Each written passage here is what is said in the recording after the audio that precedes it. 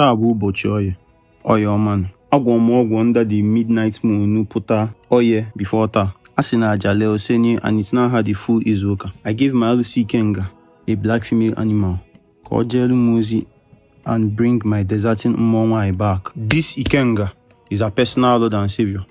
Personal Lord and Savior sọsọ nyawa. Not the kind of personal the whole world is claiming personal. Amora.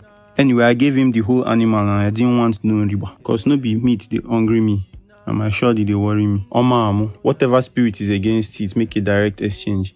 Take this female and bring me my female.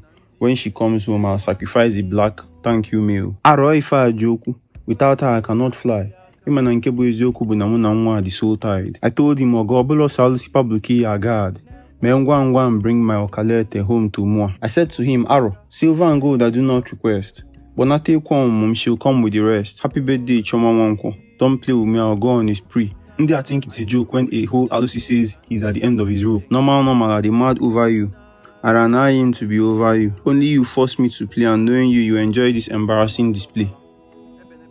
Happy birthday, Okalete Chibueze. So you've got $120 lying around, and you listen to my music every day. It's a no-brainer for you to invest in my incoming songs, so that every time you play the music, you're actually making money for yourself, for life.